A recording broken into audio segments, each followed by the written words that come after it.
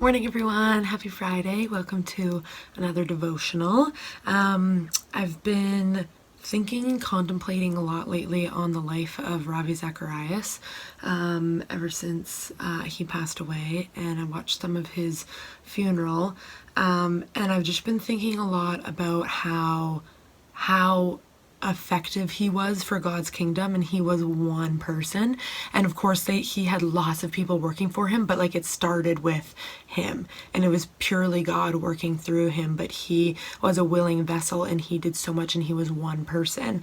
And it kind of goes back to my devotional that I did on being wholehearted and serving God wholeheartedly, so it ties in with that a little bit. But I just the verse in 1 Corinthians 10:31 came to mind, which says, "So whether you eat or drink or whatever you do, do it all for the glory of God." And first and foremost, I like that verse because it means that I can eat food for the glory of God.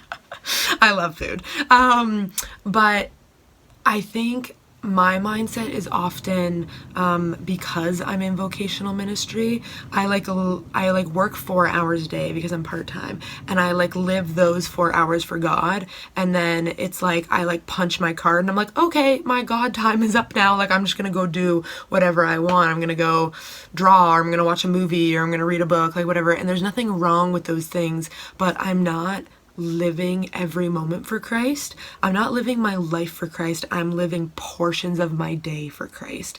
And something that my mom said to me when we were talking about Ravi Zacharias is he lived his life for Christ. That guy probably did not have a lot of free time. He probably didn't binge watch all 10 seasons of Friends. You know what I mean? He used his time so wisely to be so effective for the kingdom, and that is not something that I do. And yet it's so clear through scripture that everything that we do should be for the glory of God. And going back to being wholehearted, wholehearted doesn't mean that oh, I'll be wholehearted for a portion of the day and then I'll just I'll kind of do whatever I want, right? So that's just something that's been on my mind a lot, that being effective for the kingdom is doing it 24/7. And don't get me wrong, there's time for rest and rejuvenation. That is why Sabbath is so important. That's something that I've been talking a lot about with people recently, that it's so important to get the rest, but the right type of rest and rejuvenation, so that we're filled back up again, so that we can go through our week being effective for God's kingdom and using the time that he's given us wisely and not just wasting it.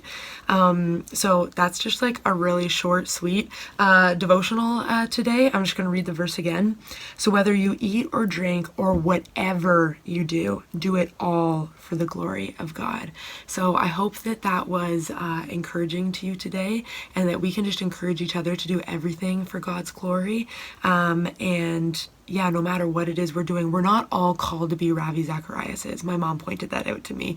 Ravi Zacharias was called to be Ravi Zacharias. I'm called to be Anna Bowman.